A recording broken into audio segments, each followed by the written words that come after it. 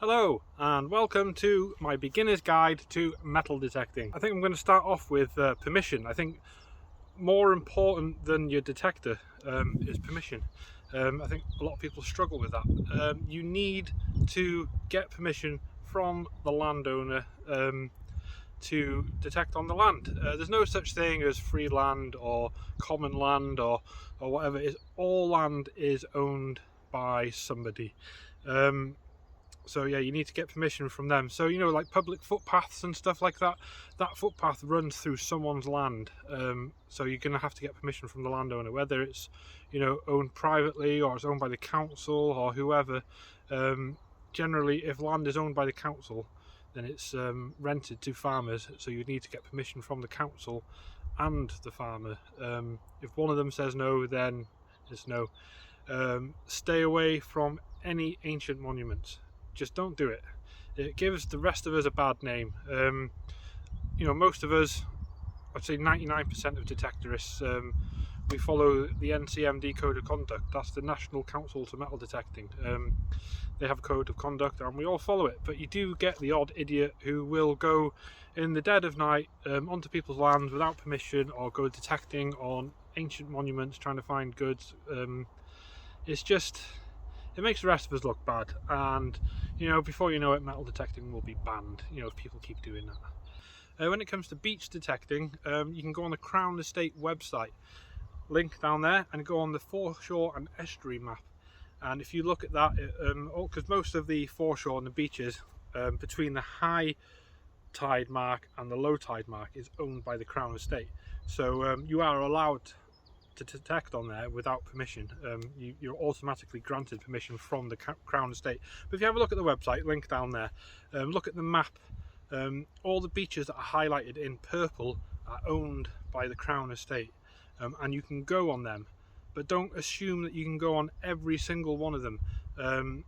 There's another website called Magic Maps, which is mostly for England. It doesn't really cover Wales, or I'm not sure about Scotland, but it'll tell you, some beaches will be subject to an SSSI, which is Site of Special Scientific Interest, and you can't detect on there because it's protected.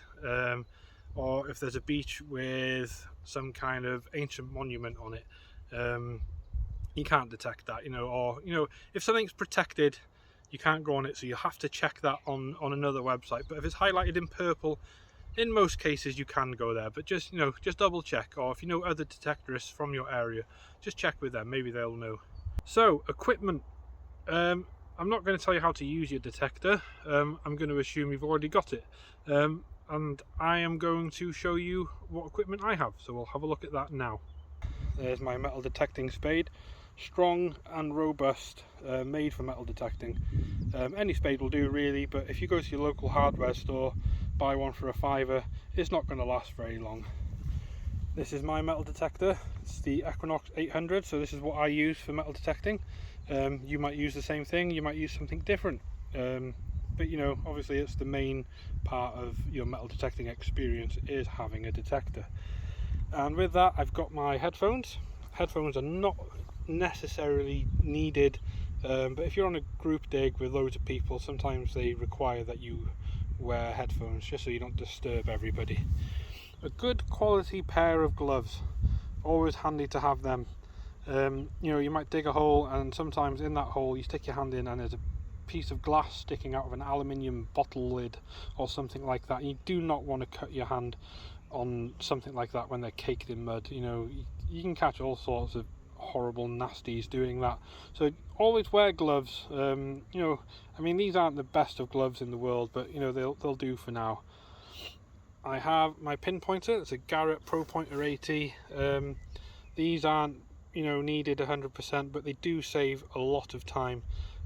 Dig your hole, stick that in the hole, and it'll help you locate your target much quicker, which gives you more time to dig more holes to find more rubbish. I got my little trowel here.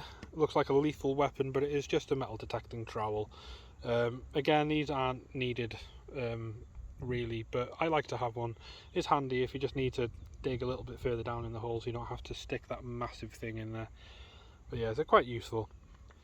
Fines pouch. This is my fines pouch. Again, these aren't, necessarily needed, but I like to have one. It's got all sorts of different pockets in there, different things. You can keep different things in different places. You want to keep your car keys safe or whatever.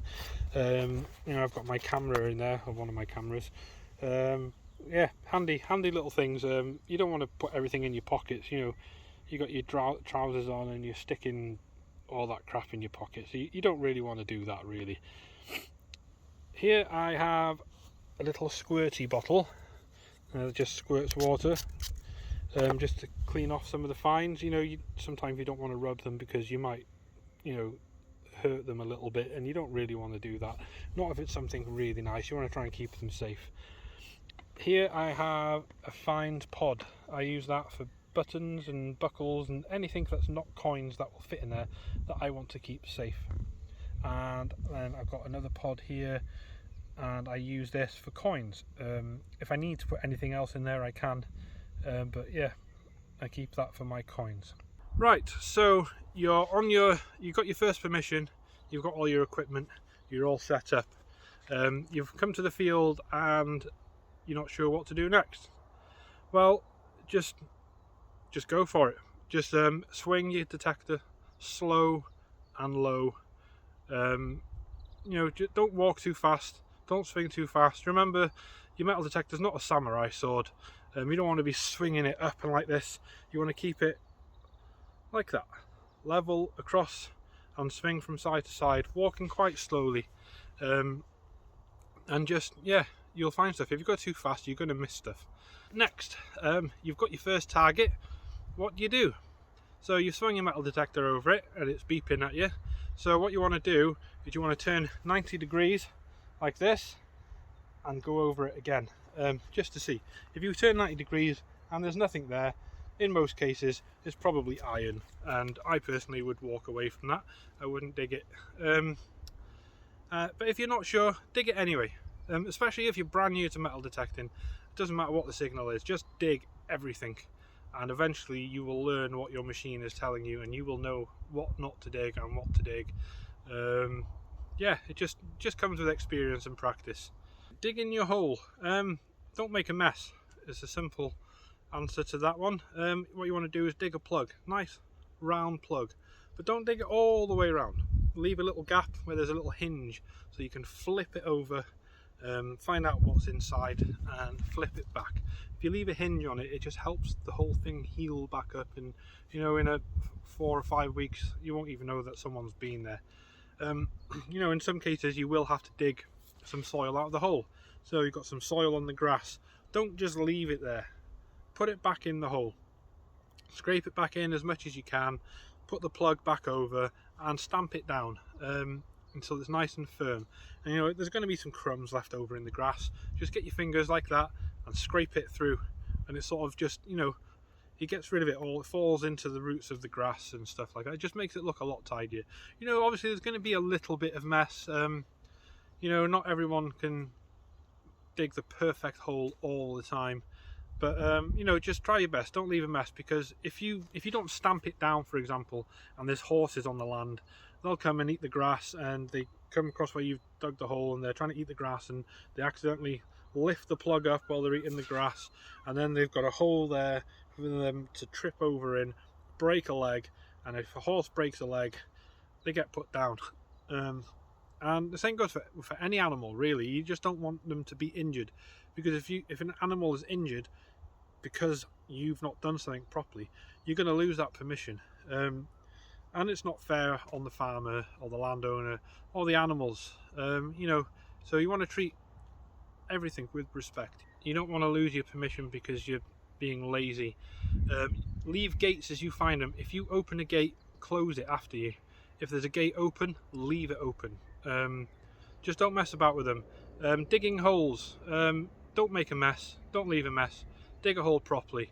So you've dug a few holes, you're on another hole now, and it looks like something that could go boom. What do? Phone the police. Phone the landowner first. Tell them what you found and what you're about to do, and then ring the police. The police will come. They'll phone the bomb squad. They'll cordon it all off, and they'll detonate it safely and get rid of it.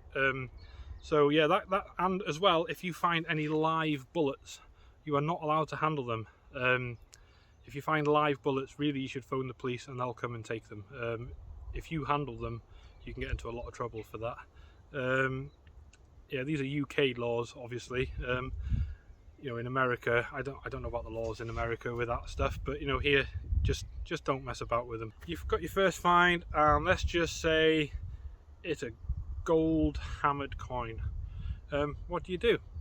Well, ideally you need to report that to the finds liaison officer. I'll put a link in the description down there to the website for the find liaison officer, or the portable antiquity scheme. Anything that can be considered treasure needs to be reported to them. If you don't report it to them and you sell it and you get caught, you can end up in a lot of trouble, and in some cases even in prison. But don't let these rules put you off. You just follow the rules and you'll be completely fine. If what you find is declared as treasure, it'll be sold to the highest bidding museum and you will get 50% of the money, and so will the landowner. So yeah, so it goes without saying really, just follow the rules, follow the law, because if you don't, it makes the rest of us look bad. Next, I'm just going to talk briefly about research. Yes, it's a good idea to research the land, but I think if you don't have any permissions, just go and get permission. It doesn't really matter whether there's any history to it or not. I think it's a good idea to just get a permission and research it after. Most of my good finds have come from lands of no known history. So I guess if you've got permission, just go for it. Just go for it and see what you can find. So insurance, you can get insurance there's a few different companies that can give you a public liability insurance for metal detecting. The most common one being the National Council for Metal Detecting.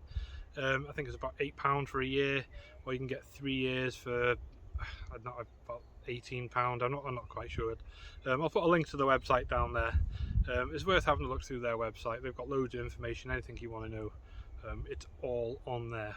So it's the end of the day and you've just got home, you've got all these finds. Who owns them? Well, the landowner owns them, really. Whatever you find on the landowner's land is theirs by right.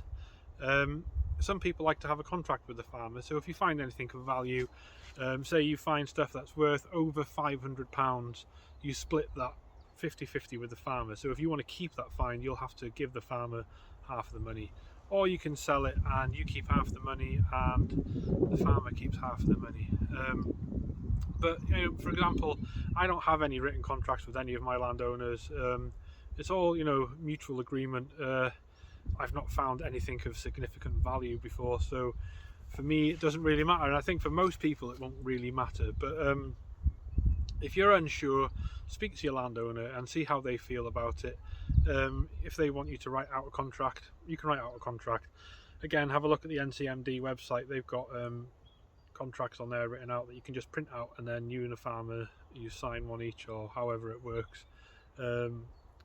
But yeah, in some cases, it can be a good idea to have that written out if your landowner is a bit of a idiot. And I've heard stories where people have found stuff and landowners have lied, so they keep 100% of the value of the find. But in most cases that doesn't really happen. Most people are quite nice. So that's my beginner's guide to metal detecting. I've probably forgotten loads of information. Right now I can't think about it because I've got my notes on the floor, but most of this is coming right out of my brain, so I've probably forgotten loads of stuff. So if any veteran detectorists are watching this video, please, if you've spotted that I've missed something, put it down there. Anything that can help newbie metal detectorists that I haven't mentioned, stick it down there in the comments for everyone to see. And yeah, that would be really good. So I hope none of this has put anybody off wanting to go metal detecting, because getting permission is not easy. It's really not easy. But don't be put off by that. I'll tell you what I did. Facebook. I put an ad up in Facebook Marketplace and all my local buy and sell groups, and that's how I've got almost all of my permissions so far, by doing that. So it's definitely worth a go, and it takes away the need to knock on anyone's door. which is it's quite a nerve-wracking thing to do. I've only done it once, which I got a 16-acre permission from doing it because they said yes. But if it doesn't bother you knocking on people's doors, just go ahead and do it. Otherwise, try the Facebook method. Also, local clubs in your area, ones that go on regular digs and stuff, go out with them as well, and maybe somebody else will take you out on one of their permissions, and then when you get permission, you can take them on your permission. Share with everybody. Some people are very secretive about their permissions. I, for one, am not. I like to keep the location secret, but people I know, people I trust, I will bring with me on my permissions. So anyway, that's the end of this video. Like I said, if there's anything I've forgotten, please put it down in the comments down there for everyone to see. And thank you very much for watching, and I will see you in the next video.